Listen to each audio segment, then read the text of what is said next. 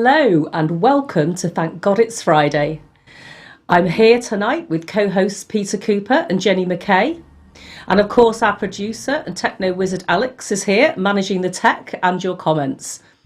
And as ever, we're keeping an eye on how different countries are being creative and adapting to the easing of lockdown. But this week, we've also got a big focus on mental health and wellbeing. We have two fantastic guests joining us, Rachel Gilbert from Wirral Mind and Anne Horton of Anne Horton Flowers. And once again, we're here for a positive evening where we get together to celebrate what's been good this week, here in the Wirral, the UK and beyond. And as lockdown eases, there's a lot to get used to with new rules and expectations. So it's really important that we still take this time out to appreciate what's good in the world. And that's what TGIF's about, because there's always good news, there are always things to celebrate. But of course, as ever, we really need and want your input this evening. Please feel free to comment on Facebook while this programme's being presented. And if you have any questions for our guests, please share them. And as ever, we're focusing on good news stories and steering clear of politics. So let's have a look at what's been happening this week due to the easing of lockdown in so many countries. Now, last week, we saw some of the unusual steps that restaurants have been taking to ensure that they can open and still stick to the rules on social distancing. So let's have a look at a few more that have emerged this week. First up, the HAND restaurant in Paris has thought of something unusual. A bit strange. They look a bit like lampshades, don't they? I'm not sure I'd like to eat in one of those, but hey ho. Next up, there's something different at Burger King Germany. Let's see how they're doing social distancing. Novel, isn't it? Yeah, and novel's one word for it. Yeah, giant sombreros, I think. And now from America, an Ocean City restaurant, Maryland, also has a novel idea for making sure customers keep their distance. Right. So I think they're called inner tube tables. But yes. It's interesting. There's wheels on the bottom of those tables. It reminds me of those things you put your kids in. They get around a house in them, so they can't get out. Yes. Yeah. They reach each other. At least they can toast with a beer. Go on. Yeah, well, hang on. If you can reach each other, that's not far enough, is it? You see. True. They're 2 touching. meters away. Yes. Isn't it 1.5 in certain countries? I've got to say, maybe America have got a slightly shorter it depends on the country. Yeah, I think maybe they've got that. But, it's a good idea.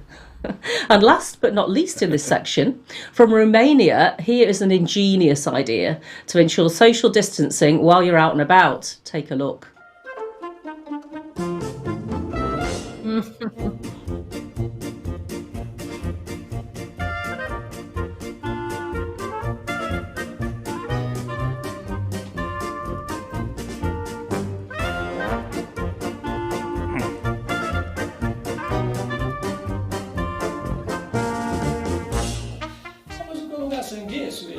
Nu respectă.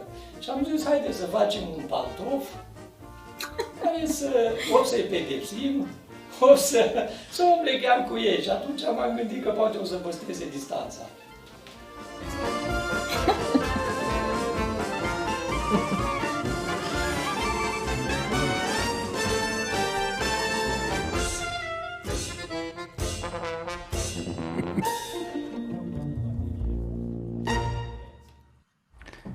You wouldn't be able to drive Entirely your car sensible. in those, would you? Not really, no. Grigor. I like that. Grigor. Grigor. They're a bit like clown shoes, aren't they? Absolutely. Yeah. Sideshow Bob, isn't it? Sideshow Bob from the Simpsons. Totally impractical. I don't know how much the price is. I couldn't believe it took him 2 days to make them. No. Apparently, according to I looked him up a bit, he's been making shoes since he was 16. And he makes sort of footwear for productions as well, which is probably where he got the idea. But apparently he's received 5 orders already. They cost about £92. Right. So, Okay. I'll put in my order next week. Oh, absolutely. I could see everybody falling over them actually if they actually did wear them. So I think there'd be more danger than anything else. Falling over themselves to buy them. Yeah. Dave Davenport on chat, he's pointed out that it would have to be a car from the Wacky Races. Remember the To be wacky a- races? Yes. Oh, I cartoon, remember, Wacky yes, Race? Yeah. absolutely. Yeah. That's a good point, that. Elaine, do you know? Do they do long distance sling stilettos? Well, it's a question we might have to Oh, ask Jenny. I'm not yeah. quite sure. Well, yes, that would be an interesting thing, wouldn't it? I'd buy a pair of those. Maybe they'll come Long out distance next week. stilettos, We'll they keep an eye sound out. lethal. Yeah, they would be lethal. Okay. Well, so now we're going over to Peter to see what he's been up to this week. Yes. What have I been up to this week? Well, I've been continuing what I was trying to do last week, and that was, well, lose a bit of weight. I put on weight over the last couple of years. It hasn't been just during lockdown, eating extra biscuits because they're in reach, sort of thing. If you were following last week, you would have seen that I did a sort of a montage of training, like on Rocky, in all the Rocky films. I think there's a similar thing. So it wasn't quite what I was doing. But I was doing exercise anyway. That wasn't something that I changed. Doing a bit of exercise in the morning. But what I wanted to change was my diet. Now let me let you into a little secret that I didn't say last time, and that is that I've been through this before. This isn't my first rodeo, as they say. I put on weight gradually over the years. I decided to lose weight, and I needed to come down from about the weight I am now. I'll let you know in a minute what that is.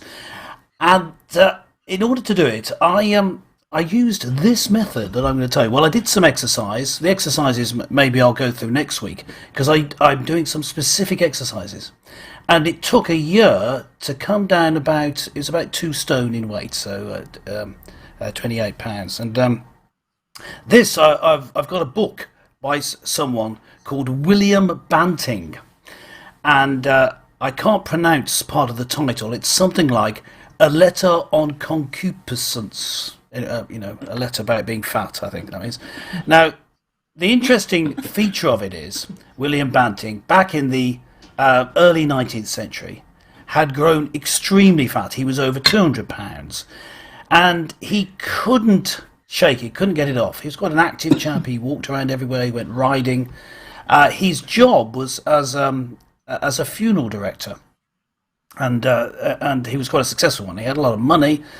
He had his own personal doctor, and this doctor had just been studying diabetes and the treatments for it, and he advised this. I'm just going to read from William Banting's book. He says, the items which I was advised to abstain as much as possible were bread, butter, milk, sugar, beer, and potatoes. And he says, which had been the main, and I thought innocent, elements of my existence.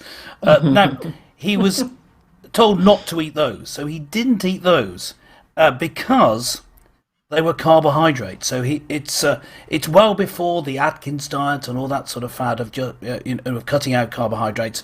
He cut out carbohydrates, and in doing so, he had to have a change of diet which had something else in it. And there's a key thought in this. Now, remember, this is a diet that I've tried and that William Banting found useful.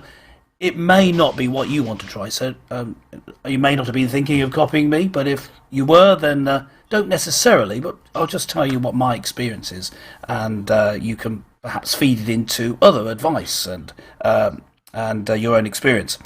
But this is what he then replaced it with.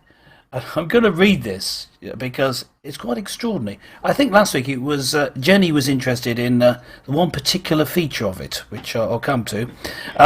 For breakfast, I take 4 or 5 ounces of beef, mutton, kidneys, broiled fish, bacon, cold meat, a large cup of tea, and a little biscuit. So that's a little bit of carbohydrate. That's just his breakfast. For dinner, he has 5 ounces of fish except salmon, meat, no pork, any vegetable except potato, 1 ounce of dry toast, and then 3 glasses of good claret, sherry, or Madeira. Champagne, port, and beer are forbidden. Sorry. No champagne, no port, and no beer. Beer's especially bad in terms of the carbohydrate, the sugar content. For tea, 3 or 4 ounces of fruit and a cup of tea, no milk or sugar.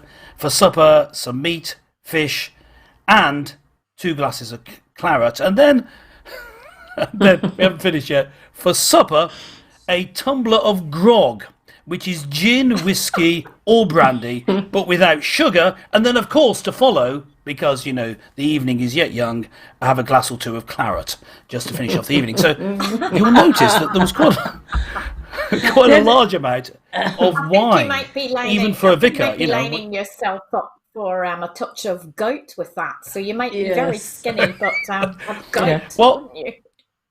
now I've got to say that I'm not. I'm taking on some of the diet in that I'm cutting out most carbohydrate, not all of it. You notice he had a little bit of dry toast and stuff. Cutting out most carbohydrate and taking in more protein and fat. And the sort of mantra is, fat in the diet doesn't equal fat on the body. It's more of a problem is carbohydrates. That's the principle behind this diet, at any rate. So I'm going to be trying that. You can follow what happens to me. Well, it worked before, but maybe that was coincident. You know, maybe there were other things I was doing that was contributing to it. So that's what I'm going to be doing. Now, over the past week, I've been doing that. So in a moment, I'm going to show you what I weigh. And then after that, I'll give you an update every week. Might be amusing, especially, you know, if you follow me and there's ups and downs. It might be interesting for you.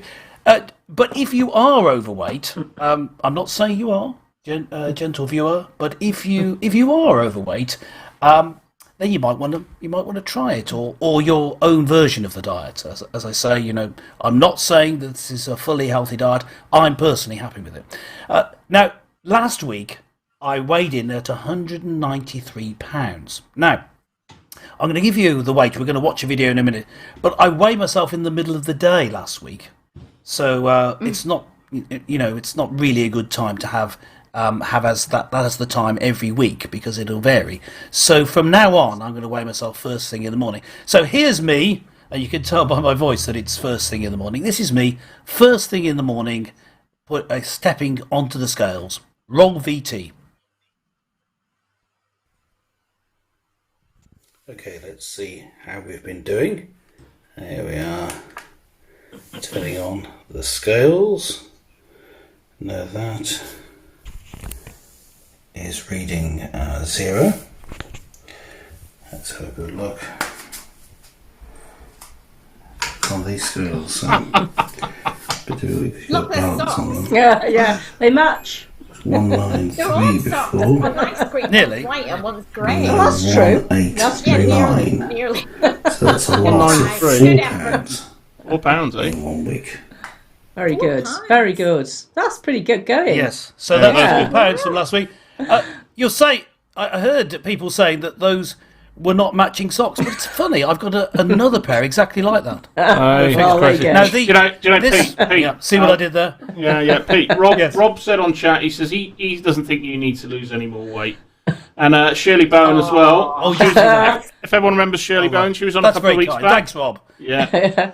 Shirley Bowen was on our show a couple of weeks ago. She says, "Oh dear, I've just had the beer and the chips are in the oven. I used butter in my Good for bacon you, earlier, Shirley. and Good for I had you. a nutty for what's a nutty? Well, had a nutty for lunch. I don't know what that is, but You'll have to explain what a nutty is. Sounds delicious. I like anything. Oh, hang on. Sounds great. She's fallen foul of predicted text. It should have been butty. Butty. Yeah. A butty. I can see Rachel on screen. Butty. I can Butty. see Rachel Oh, yeah. figured that She had a out. butty, Rachel yeah. figured that No. out. Now, by the way, this guy Banting, his name became a verb, and lots of people followed his diet. So people would go around to each other and say, "Oh, you're looking a bit slimmer today. Have you been banting?" And it was quite popular in the early part of the 20th century. And then people have all sorts of conspiracy theories to do with the sugar industry as to why this happened. And then in the middle of the 20th century, suddenly the advice switched for you to base your diet on carbohydrates. Now, I'm just saying that people's girths then swelled since that period. So, you know, maybe it's something to do with that, switching away from this idea that fat in your diet doesn't equal fat on the body. Well, let's see whether it works for me, shall we? So that's my update for this week. You can follow, and laugh at me or encourage me, however you want, whatever your particular take on this is. As we go through this, to start with, I'll give an update every week. But I'm looking at getting to my ideal weight in a year. But over the next couple of months, I should get to a healthy weight, which, if you remember, if you were listening last time, was 166 pounds. Okay, back to the studio. Right. Well, yeah, I think we're going to be following that very closely, because diets are just such a funny thing, aren't they? In terms of whether you lose anything. I just thought that diet was very interesting in terms of the volume of alcohol. And perhaps that's what made it bearable, because there's so much drink in it that you perhaps didn't notice you were hungry. Maybe that's how it works. I think I could have survived on that, because I'm very, very fond of potatoes from where I come from. Yes. So he only was having a little spoonful of potato, wasn't he? Couldn't live without my potatoes. No. All mean, all bread. But yeah, so it's interesting to see how diets have changed over time, isn't it? So, yeah. We'll be certainly watching that.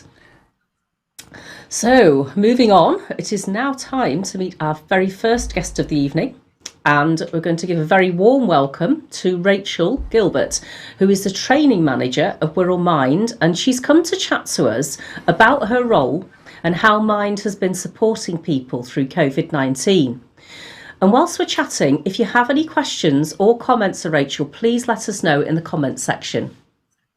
So, hello, Rachel. Great to have you with us.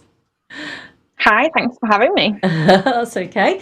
So, Rachel, first, just tell us a little bit about your role and what Mind's all about. So, two parts to that question, really. Wirral Mind is part of the bigger brand of National Mind. So National Mind is the overarching body that does all the campaigning and all the research around mental health nationally, and that's across England and Wales.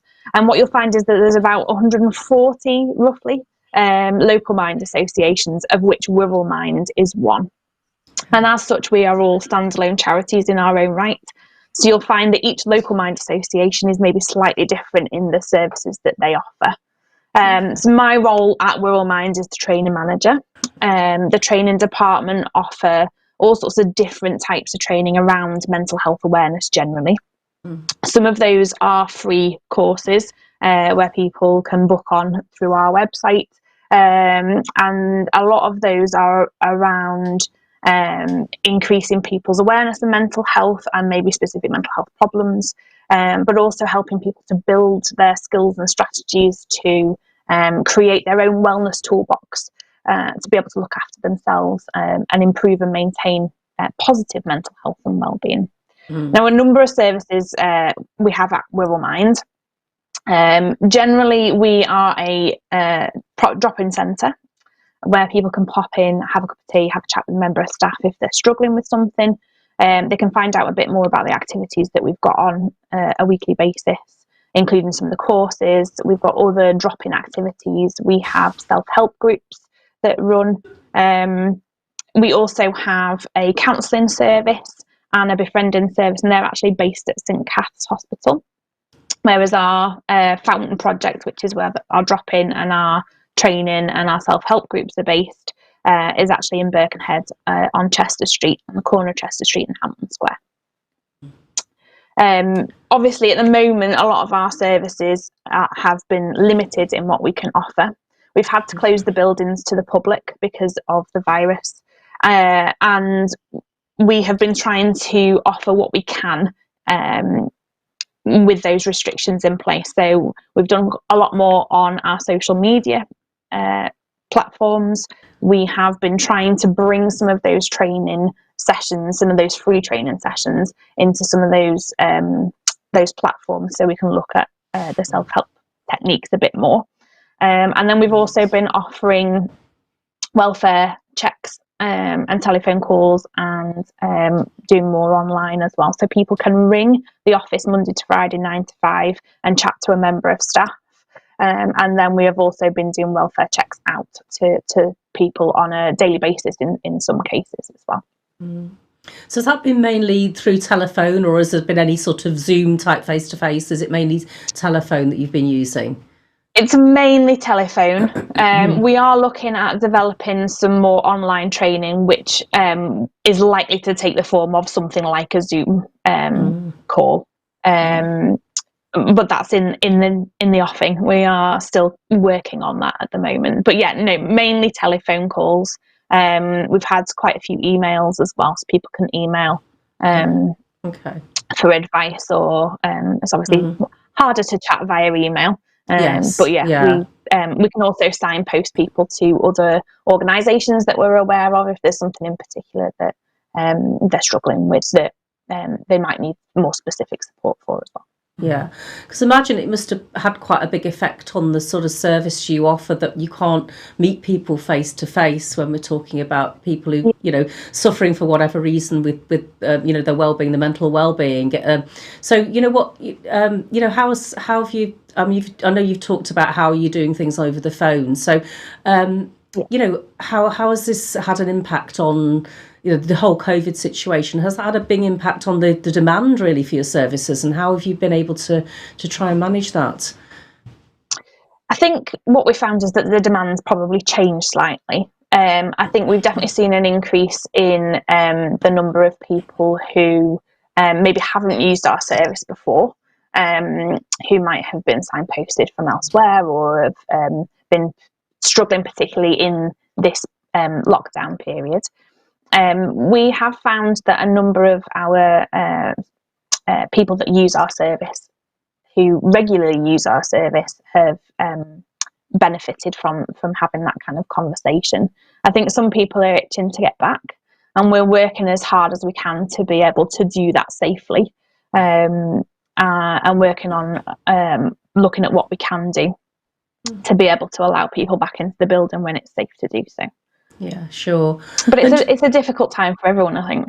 Yeah, it is, and I think, for me, my perception anyway is that the isolation that people have, perhaps, I know quite a few people I know have struggled with the fact that they're having to be alone, and particularly when the lockdown was stricter as well. So, have you been getting calls and people asking for help with those sorts of issues who are trying to struggle with the restrictions? Yeah, has that been part of it? Yeah, I think that's part of it, definitely. And especially for those that maybe use our service on a regular basis. For a lot of people, they've lost their support network almost. Right. Or the support network has changed, in that you can't see people face to face as easily anymore. And that's not just the support services that maybe people use, but it's about the support that we get from our friends, from our family. It's not as accessible for everyone at the moment. And yes, there is the use of technology, but it's just not the same. It's not the same as being able to go and see someone and sit and chat with a friend, or go and see your family. And I think that's having quite a big impact on everyone, having that sense of support around you. And people have lost other things as well. I think loss can have a massive impact on our mental health. People have lost their jobs, their livelihoods. They've lost loved ones, whether that be COVID related or not. Actually, that's had a massive impact on people as well. I think different people are being affected in different ways because of their circumstances, and those circumstances are personal, and we all react in different ways to situations for various things, and we need to find our own way of being able to cope with the situation that we find ourselves in. And that might change on a day-to-day basis, or it might be that we have to look for various different ways of trying to improve and maintain our well-being. Yeah. So I mean, I know recently you had a mental health awareness week, and I'm aware that there's certain strategies that you talk about how that to encourage people to be able to support their own mental health and well-being at home. So could you tell us a little bit about some of those strategies that might help people? Yeah. So one of the things that we actually did around that time was kind of a bit of an introduction to what we call the 5 ways to Wellbeing. 5 ways to Wellbeing was actually something that was created or developed by the New Economics Foundation, and there's loads of information online around the 5 ways to Wellbeing.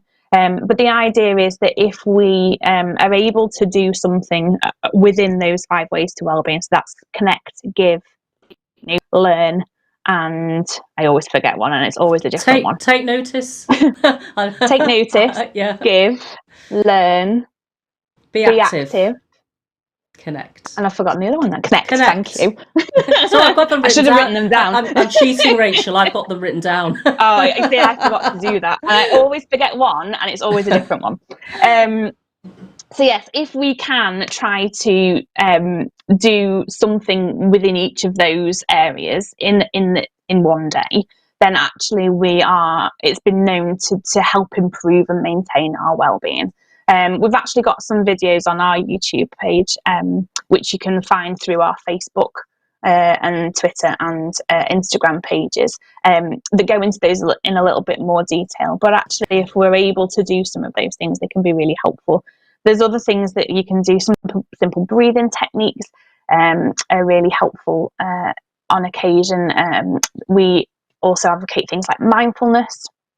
Can be really helpful for people, but sometimes actually it's just about finding what works for you. So for me, gardening has been a massive help during this lockdown. I've just been able to get outside, and thankfully I have a small patch of land that I call my garden, and it's been an absolute lifesaver for me and my small children to be able to have that space to run around when we haven't been able to get to the park or anything like that. And I found that actually it's very calming for me, and it is something that I've always enjoyed doing, but never really felt like I had the time to do it. And I think having spent more time at home, then it's allowed me to kind of have that time in the garden. So it's about finding what works for you. That's the key message, really, is about finding what works for you. And if it's about trial and error sometimes, so try things out, and if it doesn't work, that's fine. Try find something else. But there is loads more information online and on our platform, our social media platforms as well, that might be helpful for people. Well, thanks, Rachel. And I think getting outdoors is important for a lot of people, isn't it? I think that's something that does help people in terms of how they feel. Absolutely. As you say, if you've got an outdoor interest or something you do enjoy, especially since you've had such fantastic weather as well, I just think it's been a good opportunity for people to try and do that. So I know I've enjoyed being outdoors too. So thank you for that. Sometimes it's just the basics, the eat well, sleep well, get a little bit of exercise, even if that's just walking. And having that fresh air can be really, really beneficial, and having that sunlight can be really beneficial for people. Yeah, great. Okay, no, thanks, Rachel. And so sort of moving on, thinking to the future a little bit, what do you think the most important issues will be for the work of mind once, post COVID-19, perhaps, projecting into the future? I think what we'd love to be able to do is to just be there to support people with whatever they are dealing with and whatever issues have presented. I think it's going to be really important for us to be flexible in that. I think there's going to be a sense of some more online content that we might not have had before. I think we're going to be able to reach a wider audience to be able to do that. But I think people are craving that kind of face-to-face connection. So like I said, as soon as we are able to, and it's safe to do so, we will be opening our doors for small numbers initially, and we will just be following the government's guidelines around that.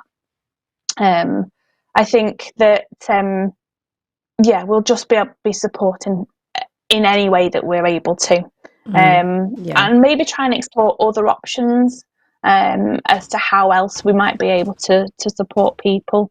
It might be that we find there are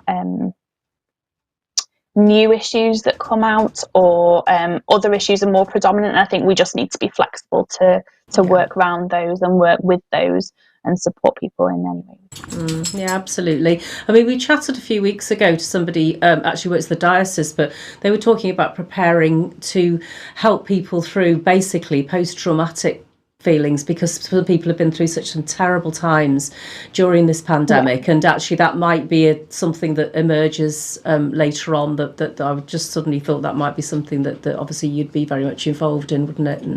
And as you say, talking to people. Yeah, I think what we have started seeing an increase in the number of referrals to our counselling service. So you can self-refer to our counselling service. And I think certainly what we've been discussing is trying to forecast what those needs might be, and try to make sure that we have the relevant training for staff, and for our counsellors to be able to support people in those ways as well. So that's something that we're certainly looking at, and looking to develop as well. Great stuff. Okay, thank you, Rachel. And is there any way in which our viewers could help? You know, obviously we'll be very interested in everything you've been talking about. You know, is there something that we can do that could help? So obviously you can follow us on our social media platforms. People can share and comment on those posts that we put out. It means that we get seen by a wider audience. Will help reach that wider audience, and it might reach somebody who might be struggling that doesn't know about us yet. Ordinarily we'd be asking for volunteers, but unfortunately at this present time we can't take on any new volunteers at the moment. But keep your eye out on our social media platforms and our website, and as soon as we're able to, there will be information going out about the sorts of volunteers that we do have.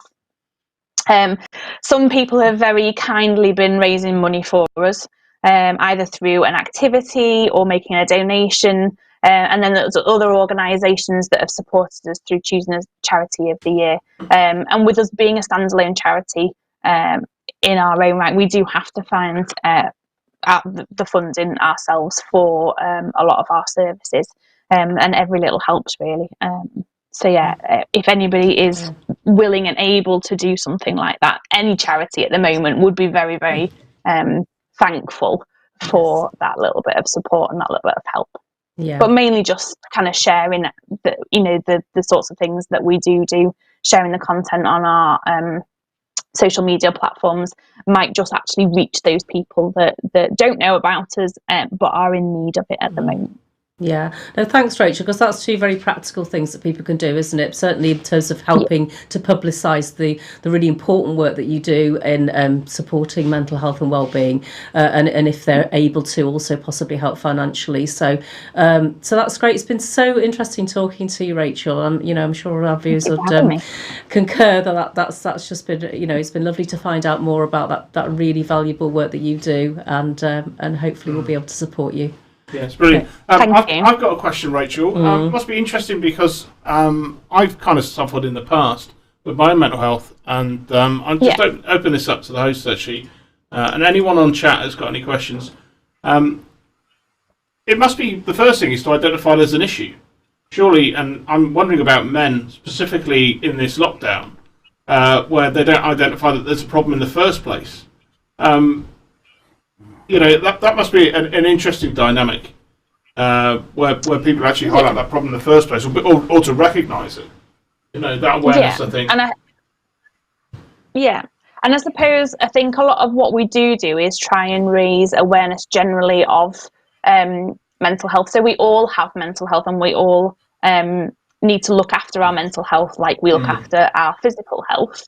We not necessarily have good mental health all the time, and there are things that we can do generally to look after ourselves, and we've kind of touched a little bit on that, as we've been talking.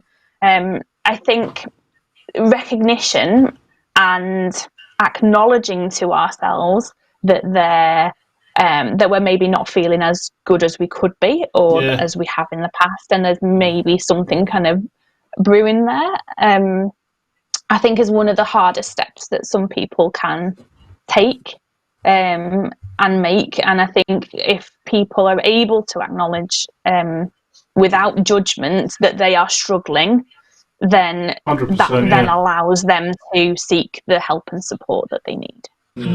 Absolutely. Absolutely. Great. Thank you, Rachel. And it can be really hard, but it's okay not to be okay. And absolutely. you know, there are lots of services out there that are there to support people who are struggling. It's definitely something I think that used to be more of a stigma than it is now. You know, people are much more accepting on people's mental health, which is fantastic. Because as you say, I totally agree that everyone has mental problems, and this pandemic in its own right would have. Everyone's susceptible to mental problems, and this pandemic in its own right would have hit some of those people that thought that they were absolutely bulletproof. And it's such an interesting dynamic. That's brilliant. That's a great interview. Thanks for that. Absolutely, no, that's been fantastic. Thank you so much, Rachel. If we do have any more questions or comments, we may bring you back in later. But thanks so much. Thank you. Super. Okay, bye bye. Super. Right, so now we're over to Jenny, who actually has something that would help very much with promoting mental health and well-being. Over to you, Jen. Well, I don't know how the viewers feel about getting up in the morning, but I've got to say I'm not an early bird by nature. I'm more of a night owl. And I think under lockdown, it's become even more difficult for some of us to get up in the morning and feel ready to hit the day running. So what I've been doing a little bit of is what I call reflective walking. And I could really empathise with what Rachel was talking about. She was talking about how it was important to connect. That was one of the 5 pillars of the mindfulness mission.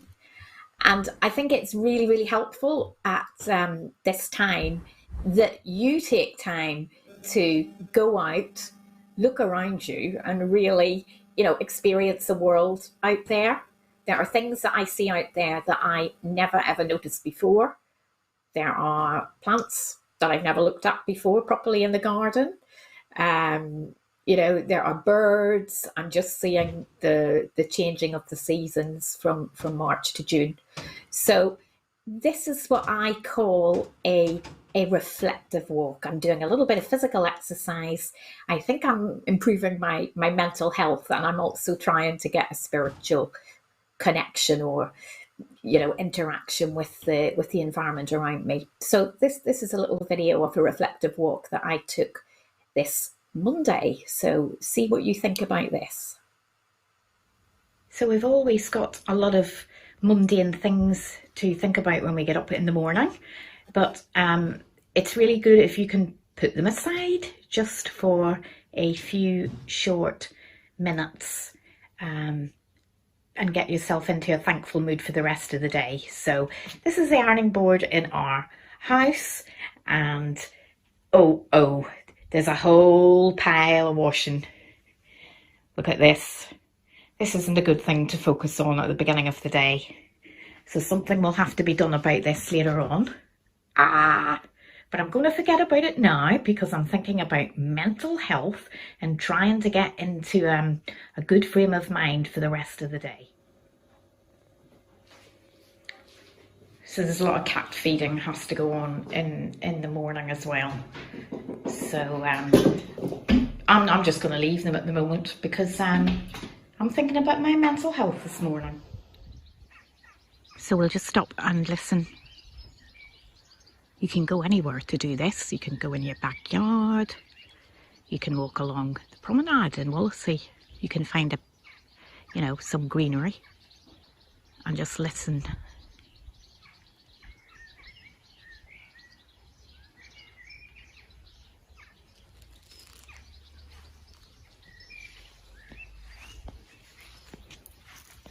Oh, there's a cat running past.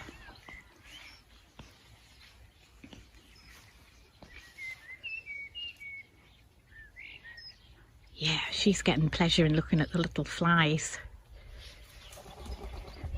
That's a very simple thing to get a pleasure from, isn't it?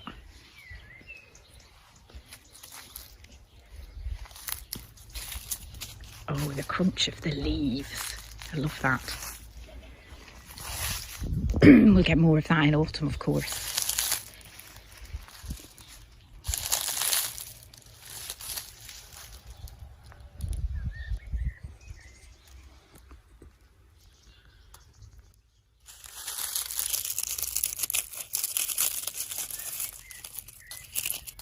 lovely crunchy feel.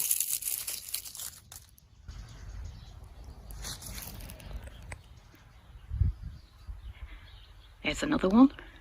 She's actually not very well. She's getting treated for cancer. But she's not thinking about that. She's interested in the wood pile. She's still very well. And it's wonderful, wonderful to see her just enjoying life and making the best of things.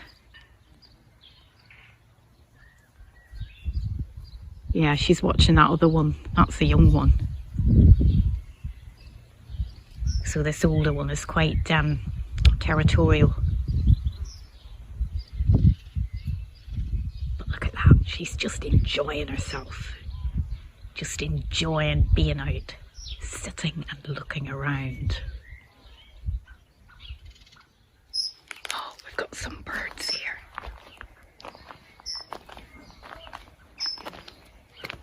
What do you think of this one? Oh, it's sitting very, very still, isn't it? Really, really good to be able to get up this close to a robin. This is something new. This is just coming out now. It's a lavender.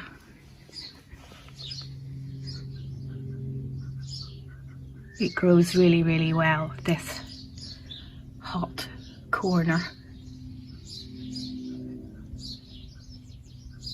So you don't need to travel to south of France to have lavender. Just stick some in a pot in a sunny place.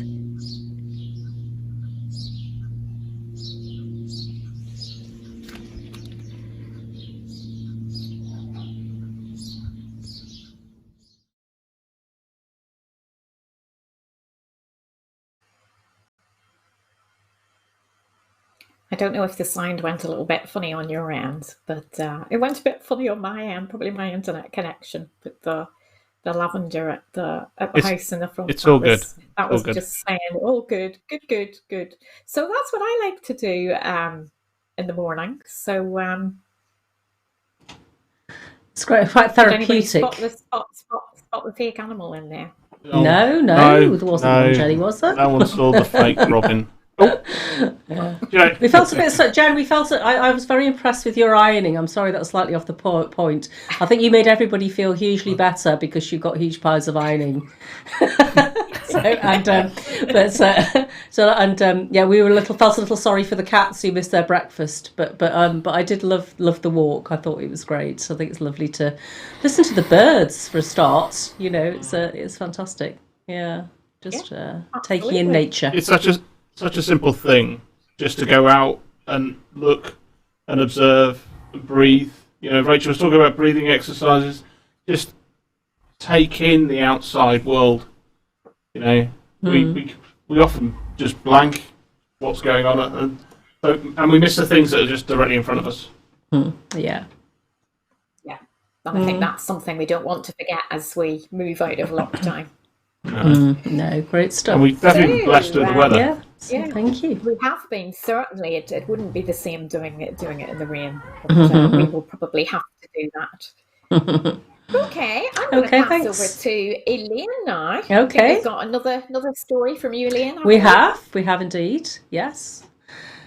Yes, because one of the things that's been affecting many people is the inability to see their nearest and dearest relatives and friends. But I've actually got two pieces of good news on that topic this week. Firstly, care homes across the country have been closed to visitors during the coronavirus pandemic. But now, coronavirus-safe family visiting rooms are being created in some care homes to let families see their loved ones during the lockdown. And this photograph that's just coming up now is of the Beverley Parklands care home in East Yorkshire. And that moment really is the first time that lady has seen her 92-year-old father face to face for 11 weeks. So a lovely thing for people to have thought of to enable that to happen. And our second story is about an NHS healthcare worker, Susie Vaughan, who spent more than 2 months away from her daughters, Hetty age 7 and Bella age 9, while she worked on a coronavirus ward. So take a look at the video of when she returned home.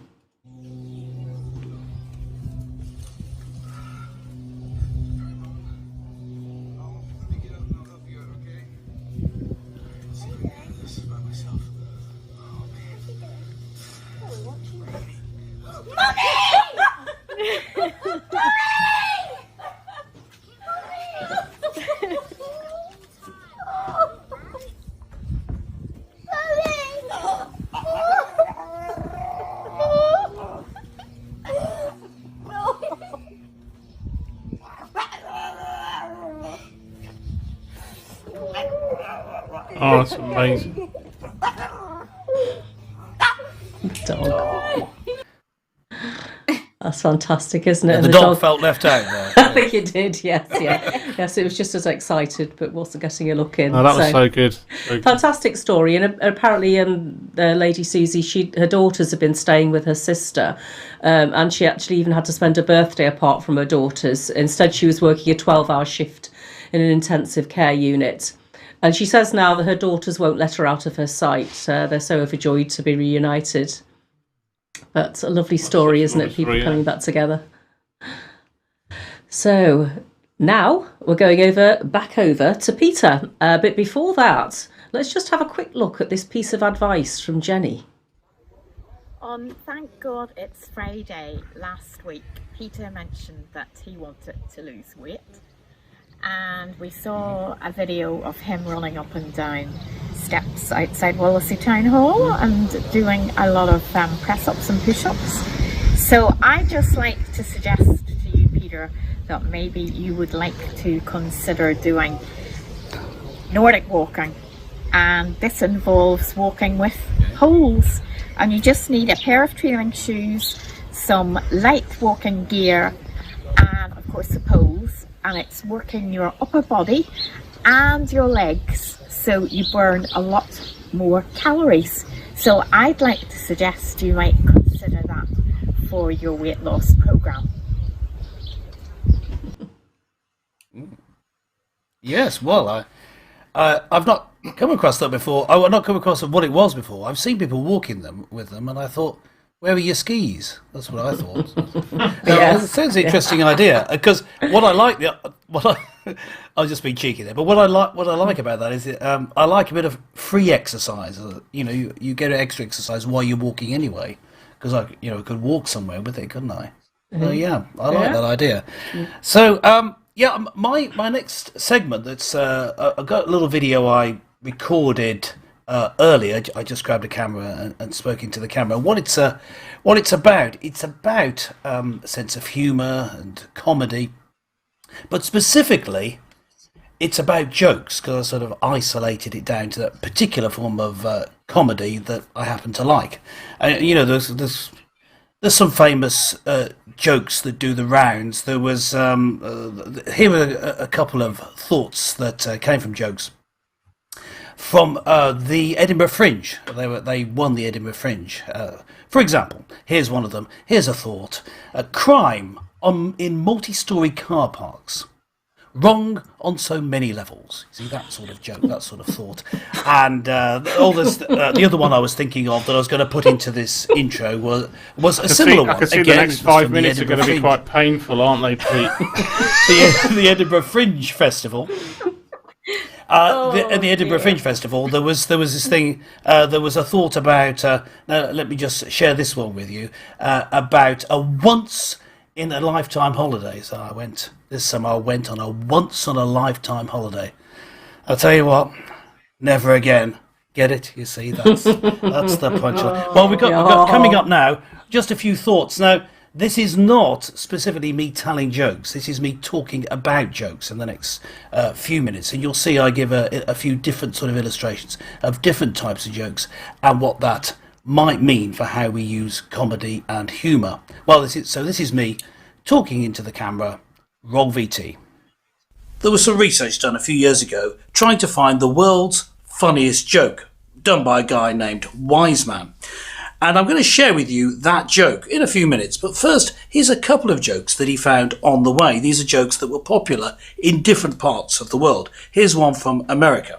A Texan meets someone for the first time and says, "Where are you from?"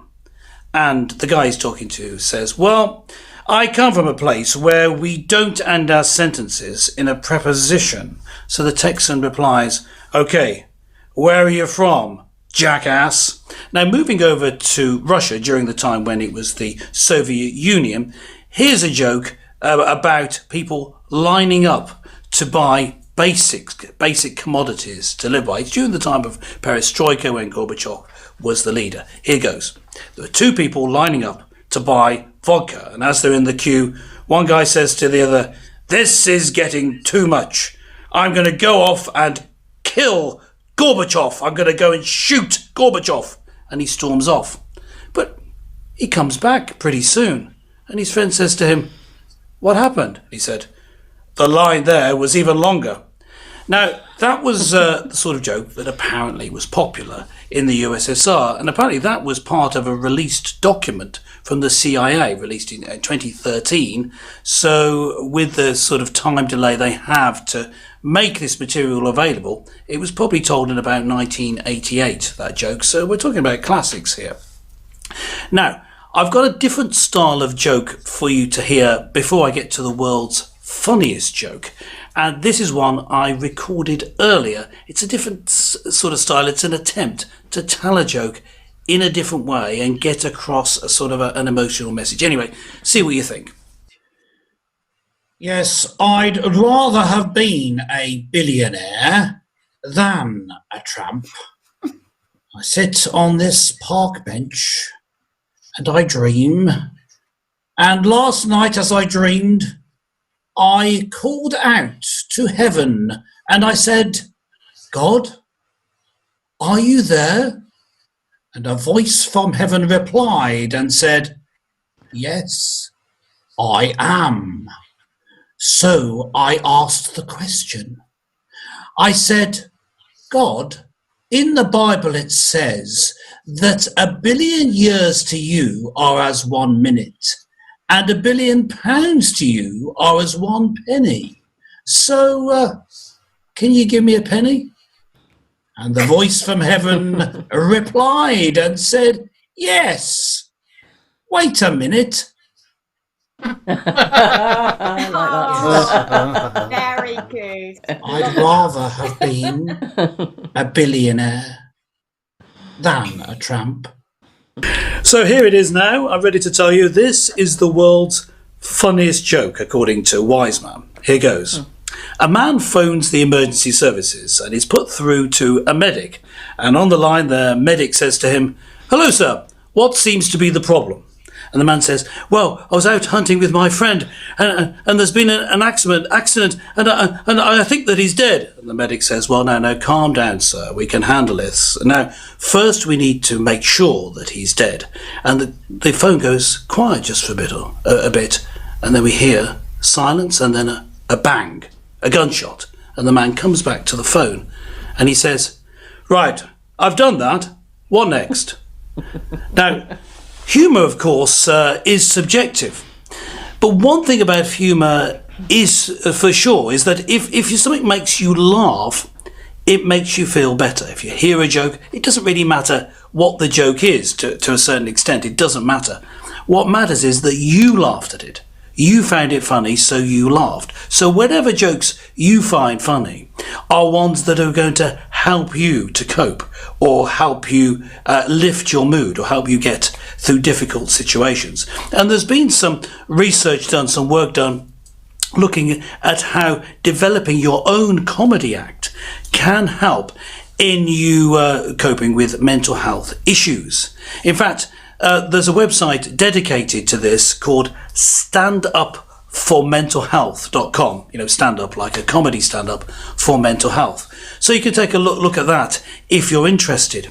This idea of using comedy to help you through difficult situations, though, is of course well known. In fact, it's pretty much universal that when a group of people get into a really difficult situation, then humour is what helps, and the humour can get very, very dark. And when I'm talking about humour getting dark, I'm thinking about people who may be working for the NHS, maybe medics, needing to have a time when they can cut loose and use dark humour, or maybe they're in the police, or maybe they're in the House of Commons, wherever it is where they need to be able, at some point, to be able to have a time when they can just joke with their friends and their colleagues and not be judged. And if you have that sort of space and that freedom and a non-judgmental attitude from others, it can allow you that ability to just release the stress and the tension through comedy and humour. Well, that's my little thought on comedy for this week, but I really do like the idea of trying to develop a comedy act. So anyone want to join in with me in developing a comedy act, maybe working through some new jokes, new material, not the old classic ones that I was using this time, then get in touch. I'm open to it. But for now, back to the studio. Perhaps we could actually do a send in a best joke. Do a joke competition. Yeah, we could do. Yeah. And then you can judge the joke. I think sending in a joke might be a good idea. Yes. But what about the delivery? It's the delivery as well. I think sending in is good, but I think it'd also be great if we get people to come. Maybe the winner comes and tells the joke for us. Absolutely, that sounds like a great idea. Excellent idea. Okay, yeah. Send in your jokes if you want to take part, and if you win, it's the way you tell them. It's the way I tell them. Absolutely. I think there must be some budding comedians out there. Yeah. I'm sure there's plenty of budding comedians out there that can help us along with that. Did you say budding? Budding, I did. Budding. Yes. Yeah. Oh, just checking. Swear word check here. Yes. No, I try not to do that. But so no, that'd be fantastic, because I just think comedy is such a great uplifter, isn't it? Just it can diffuse situations anyway, but actually if you're just feeling down, watching or listening to something you find funny is a real tonic, isn't it? So that's a great thing to be talking about. Yeah. Well, and another related topic in the sense of helping our mental health and well-being, another thing that people say helps, as well as comedy, is actually developing creative talents and learning new skills. And our next guest, Anne Horton, has come to talk to us about how her creative skills in flower arranging are coming to the fore in the current situation. And again, if you have any questions or comments for Anne, please put them in our comments section. So hello, Anne, great to have you with us. Hello, Elaine. Thank you for inviting me. It's lovely to be here. Good. So come on, Anne, and tell us a little bit about yourself and what you do. Okay, yeah. Well, I am a NAFAS area demonstrator. A what? NAFAS actually... Sorry. NAFAS stands for... Sorry. The National Association of Flower Arrangement Societies. It has about 46,000 members in clubs across the UK. And I demonstrate to clubs mainly in but Merseyside, North Wales and Lancashire as well. As a demonstrator, I provide a club's evenings entertainment, arranging flowers and giving interesting talk and relaying information about materials that I'm using. I'm also a freelance florist, which means I work for other people. Now, this can be shop-based, or it can be helping somebody on a special event. So, for instance, a wedding. And I am also a studio florist, which means I work at home. I think actually the term should be kitchen florist, because that's actually my office, the kitchen. Oh, great stuff. So how did you become interested in floristry, Anne? How did this all come about? Well, it was actually completely by chance. It happened about 8 years ago. My local club, Heswell Flower Club, gave me a leaflet. They had been, luckily enough, they had gained funding from the lottery to try and bring new blood into the club. And to that end, they arranged a 6-week, completely free of charge, yes, actually something for nothing, flower arranging course. So I tried it, I liked it, and I became passionate about it. I found a talent I never knew I had, and I have to say, over the years, it's proved very helpful as far as my own mental issues have been concerned. I do have caring duties, and I've also met a lot of new people and made some really good friends. I've done a lot of flower arranging classes subsequently. I've done a couple of competitions. I'm not big on competitions. And then I decided to go to college to do my formal floristry training. As part of the formal training, I had to have commercial experience. And I approached a florist, a local florist, and she was very kind enough to give me a voluntary placement. And the rest, as they say, is history. I'm still there 7 years later, albeit in a part-time capacity, but I'm actually now being paid, which is always a really good plus point. I love working in the shop. I love meeting customers. I love having the opportunity of sharing some sad times, but mostly happy times with them. During the time I was with doing the commercial training, I was also training with NAFAS to become a demonstrator and a speaker. And having successfully passed my tests, which I have to say were more horrendous than my driving test from a scare factor, I was let loose on the clubs in the local area. It's been a lot of fun, but it's hard work. It's good fun. And my diary was full of talks and demonstrations for this year and 2021. Mm. And so what's happened now, Anne? Because I think you've either working in the shop and demonstrating. What's happened for you then since COVID-19 hit us? Well, it's been, like for most people, it's been pretty horrendous. All my demonstrations have been cancelled, and I can't really see the demonstrations coming back until next year, because the audience tends to be on the more mature side, shall we say. I can't really see them being in a position to do things until there's either a vaccine or until we can come up with some really good safety measures for them. As far as the shop was concerned, my work stopped abruptly just before Mother's Day, which I have to say I was very relieved about. Having a very vulnerable husband, I didn't really want to be mixing with sort of lots of people, so that stopped abruptly as well. And also I found that homework stopped. It was impossible to work in the kitchen when it was forever full of people looking for food. And also the supply chain was disrupted as well. Mm-hmm. Yeah. So I met the challenge of being at home head on. I got involved in housework, doing jobs that needed doing, excavating dust that had been there for sort of 10 years. And in the garden, I love the garden. I have to have the garden growing things for my demonstration, the foliage. So there wasn't a great deal to do in the garden, but I had been out painting sheds and fences and things.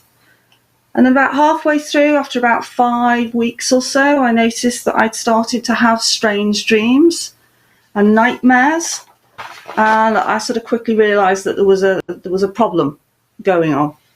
So I was finding that doing repeated tasks, it was a bit like Groundhog Day, having no social outlet, no work outlet, nothing to look forward to, was really beginning to take its toll.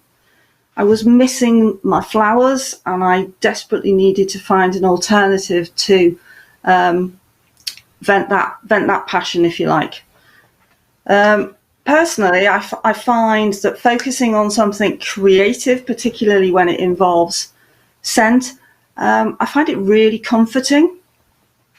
I've had some peonies in the hall for a few days now, and they are giving out the most gorgeous, delicate scent.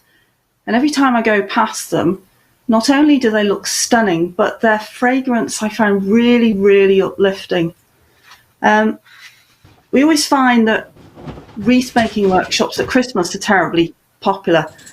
And I think that is not only because you have fun creating something which can be put on your door for everybody to admire, but also working with the scents of pine and spruce gets you right into the Christmas spirit. Of course, the glass of wine that may or may not be consumed during the process probably helps as well. I'm sure. Maybe. Yeah. But it occurred to me that there were a lot of flower arrangers out there who are not able to access a choice of flowers. Everybody seems to be restricted to the supermarket at the moment, and their choice is really limited. You can get bored with that very quickly. And also a lot of people out there with time on their hands, wanting to learn a new skill, to have a little bit of me time. So to that end, I thought giving people an opportunity to participate in an online virtual workshop might prove interesting. I can't see physical workshops returning for some time either. So next Thursday over Facebook Live, I'm going to do a virtual flower arranging workshop. The idea is that everything in the morning will be delivered to your door. You won't need anything. You won't need to think about it. And then in the evening, I will go live with Facebook, and we can work through the design together. You can follow at home. Oh, that sounds a really good idea. So is this flower arranging? So is this going to be suitable for people who've never arranged any flowers? If they do what I do, which is just sort of stick them in the vase from the supermarket, is it suitable for people who are real beginners and have never attempted this before? I think what you are known as, Elaine, technically is a plonker. Oh, absolutely. But don't worry. I'm one of those as well when it comes to a vase a little bit. Yes, indeed, it's very much open for people who've had no experience whatsoever, because we're going to go through it together. Equally, it would be useful for maybe a more experienced flower arranger who might have things at home that they want to add into the design. Also, people who just want to come along and perhaps watch what's happening. If you want to take part, you can just go onto the Facebook live stream, or we can get you organised with flowers. If you go to the Facebook page, Anne Horton Flowers, or send me an email at annehorton.co.uk, we can sort you out. Super. So what happens with the flowers, Anne? How do people actually get them if they're requesting them? Well, they can either go to Facebook. There's lots of information on there about sorting the course out, or as I say, they can send me an email at Anne Horton Flowers. And they're delivered to people's houses, are they? Yeah. In the first instance, it needs to be local to Wirral, unfortunately. Perhaps delivering them at a later date might come, but I will deliver them contactlessly to their front door on the morning, with instructions how to look after them, and then we go from there. Great, that sounds super. So it sounds straightforward, because people don't have to do anything. So it sounds a lovely idea for people to maybe start to develop a new skill through that. So a great example of those creative talents to help with mental well-being. So thanks, Anne. Thank you. Thanks for telling us all about that. Thanks. Okay, great stuff. Thank you for having me. Okay, bye. So yeah, a good example of a new skill I think I could do with something like that. But thanks to Anne. So now, due to lockdown, many people are finding themselves working from home for the first time, or much more than they ever did before, at least. And now we're going to go over to Jenny for some great tips on how to look after your mental health and well-being while you're home working.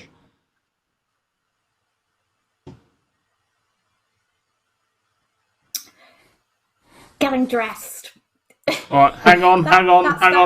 I told you it was going to run away with itself. Bear with me. Stop. Right, and begin. Now that sounds pretty obvious, getting dressed, but I think sometimes the temptation for some people is just to kind of roll out of bed into the home office and keep your pajamas on all day. Really, really bad idea. I used to You do must that. get dressed. I used to do that in my previous life in IT when I used to look after systems, and I used to get up, put a t-shirt on, go check all these systems, and then go back to bed. Yeah.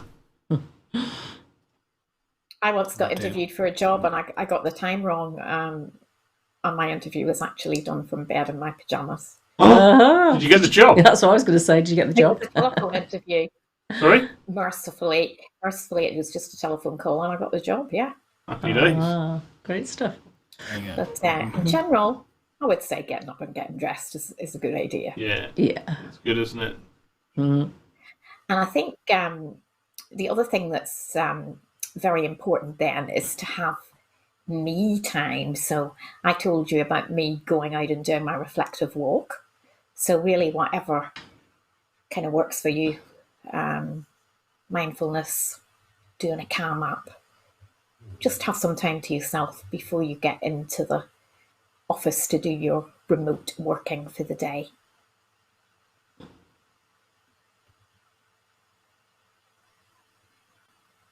And yes, you do have to work. You do have to work, unfortunately. But make sure you eat as well. Yeah. This isn't working out as well as I thought. Yes. Yes, that's right. So work, eat. Yes. Yeah, okay. Some people forget though. They do. They just sit on the computer all day, and then it gets to 4 o'clock, and they feel really horrible. So you should have your coffee and tea and lunch breaks, and maybe, as Pete said, you should have a couple of glasses of port as well. Oh, sounds good. Aren't you supposed to stand up and walk round every few minutes as well? Yeah. Oh, is that That's sorry, right.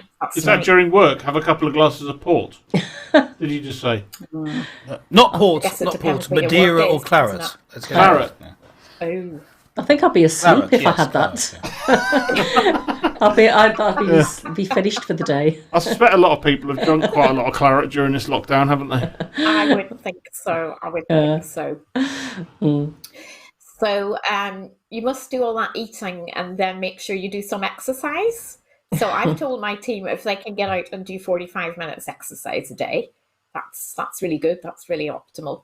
I've got to say, I don't sometimes do that myself. It sounds quite a lot. Advice. Sounds quite a lot of 45 minutes, doesn't it? But maybe it isn't really. It depends what you do. Yeah, the guidelines say really don't they? You should do 5 lots of 30 minutes. Yeah. 5 lots of 30 minutes. Yeah. Yeah. This is a good one. Oh yeah, limited news. I mean, and I started with this at the beginning. I was just checking the television reports and the Twitter feeds coming out every hour on what's going on in lockdown. And you've really, really got to stop that, because if you're feeling anxious about that, it just really reinforces it. So I just check it twice a day. That's what I've said to my team. Get up in the morning, see if anything has happened, and then check again in the evening. And I find I get stuff coming out is rubbish as well. I find I get updates on my phone, but I actually stopped watching the news quite early on because I found it so depressing. I do watch it occasionally, but it's if you what the endless obviously reporting of a crisis, a pandemic, it just sends you down after a while, doesn't it? And it isn't helpful. We need to know what's going on, but we don't need to dwell on it, do we? It doesn't help anyway. No. Mm-hmm. Yeah, so as I said, relax with a brew. Make sure you do that. Have a break in the morning, mid-afternoon. Don't just stay on that computer, tapping away. Do a good deed. Think of others as well. You're probably very much trying to think of your own well-being, but actually doing something for somebody else, just giving a phone call to somebody who's on their own, it does a lot for them, and you'll feel very good for having helped somebody as well. Yeah, I think that's true, definitely. Yeah. And I think it's great. We just heard about Anne and the flower arranging try and do something creative. This is a great opportunity, isn't it? You can, develop something that you've maybe been wanting to do for ages, like learn a new language, do something creative, learn knitting, do flower arranging. Yeah, learn the language of jokes. He could do some training in that, couldn't he? Indeed. Learn IT skills. Yeah. This is a good one. Do something new. And another good thing, I think, before you go to bed, think of 3 positive things that have happened during the day. It doesn't have to be a big thing. It can just be something small. You really enjoyed having a lovely breakfast, or, you spent time on the phone with a friend. It doesn't have to be something absolutely huge, but just something that's, given you some personal pleasure. Lots of little positive things happen every day, don't they? Absolutely. Yeah. Try not to think about the negative things before you start to sleep. Absolutely. Great. I think those are really helpful tips. Yeah. So thanks, Jenny. And now I think Peter has got some more tips for us on keeping sane during the pandemic.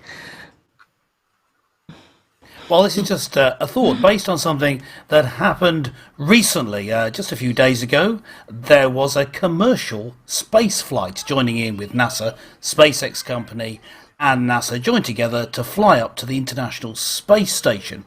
And you'll see that the routine that you might have on Earth has to be different. The things that you do have to be different. This, you might think, is an extreme form of self-isolation, actually going out into orbit. But be that as it may, let's have a look at, first of all, the SpaceX astronauts arriving at the space station, and then one astronaut just giving a little talk about how they sleep. Roll VT.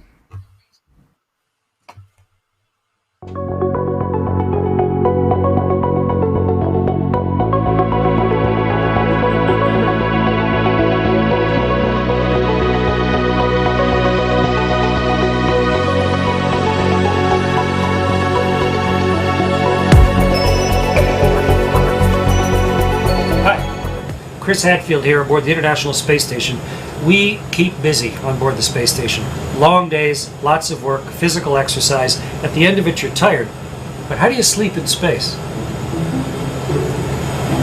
In order to make it comfortable for the astronauts, originally they were going to put us all in one habitation module with sleep stations all around it. But the way a station was eventually built, we have sleep stations inside Node 2, which is in the forward part of the station, and inside the service module, which is in the aft. A total of 6 small bedrooms, sleep stations, or sleep pods. And inside each one is just a sleeping bag tied to the wall. You might think it's uncomfortable not having a mattress and a pillow, but without gravity, of course, you don't need anything to hold you up.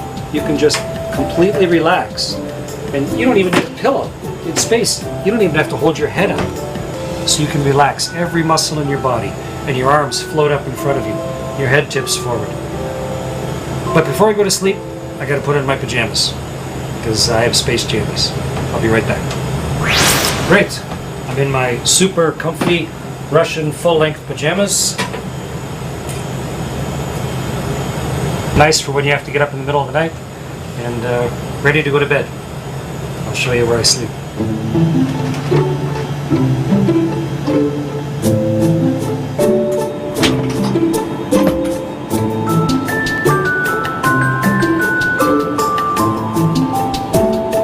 This is my sleep station, my sleep pod.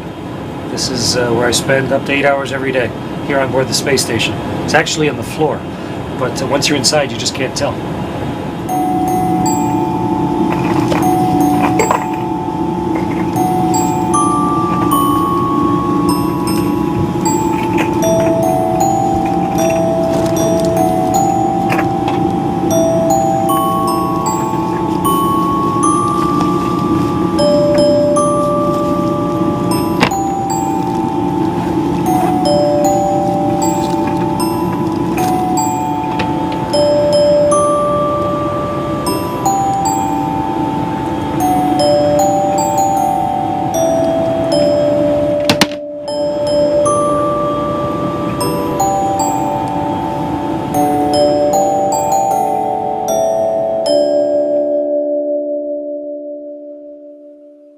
And there we have it. That's how you go to sleep if you're in a spacecraft. So now you know next time you're on a spacecraft what to do. But what interested me about that is that yes, it's an educational show. But yeah, it's interesting that in going out into space, there were different things that you had to do. You went to sleep in a different way, but it was important to the astronauts and to the man who was talking to us about the sleeping pattern and the methods of sleeping and how he would position himself in his sleeping bag. It was important to him to have a new routine, a new method for that situation, and he would keep to that routine. Even out in space, you need routines. And in fact, there's another astronaut talking about it, saying that each morning, because he put his arms out of his sleeping bag, he just checks the news and the protocols for the day on his little laptop, and then he's ready for the day. So he has a little routine. And early on in psychology, it was recognised that this was an important thing to do. The way to stay sane was to keep the amount of sort of open decisions you had to make to a minimum. This is William James, who was an early psychologist and a philosopher back at the end of the 19th century. I'm just going to read out his comment here. He says, "There is no more miserable human being than one in whom nothing is habitual but indecision, and for whom the lighting of every cigar, the drinking of every cup, the time of rising and going to bed every day, and the beginning of every bit of work are subjects to express volitional deliberation." If you have to make decisions about everything that you do, then you're going to be miserable. There needs to be some routine in the day, and then some things about which you're going to make decisions. You need to have a routine as the basis of the day. And, even when you go out into space, you still need to have a good routine, perhaps especially there as you're stuck in your capsule, just as many of us have been isolated at home during the lockdown period, just to keep them sane. Anyway, that's my little thought. Back to the studio. Thanks, Peter. Interesting stuff. Okay, so now we're coming towards the end. I just got a couple of minutes of reflection for you, because we've been talking a lot this evening, haven't we, about how important it is to have that positive attitude, to focus on good things, creative things even. And I think that can be really hard when times are difficult. And maybe you're somebody who suffers with anxiety or depression. Maybe you've been bereaved during lockdown. And maybe you're struggling with isolation and not being able to see loved ones, parents, children, grandchildren. I do hope that some of you who've been watching tonight are feeling a bit fired up with ideas about how you can improve your wellbeing and mental health. Or maybe your greatest achievement is just getting through each day as best you can, and the idea of doing something new or learning a new skill is not on your horizon. And if it is, then that's absolutely fine. And for me, being thankful makes a huge difference to how I feel. There are just two things that really help me. And Jen talked about thinking of 3 positive things before you go to bed. Well, I actually do something like that each morning. Each morning, I think about things that I have to be thankful for, the blessings in my life. And at the hardest time in my life, after my first husband passed away, I used to wake up in the morning and make myself say, "Thank you, Lord, for bringing me to this day." Because, of course, sometimes you don't feel like being thankful. But it still made a difference to how I got through the day, because it turned my mind towards a positive. For me, the constant positive in my life is God. And I would love to know what yours is. Please let me know in comments or in Messenger. And now to finish off, we're over to Jenny for an important announcement.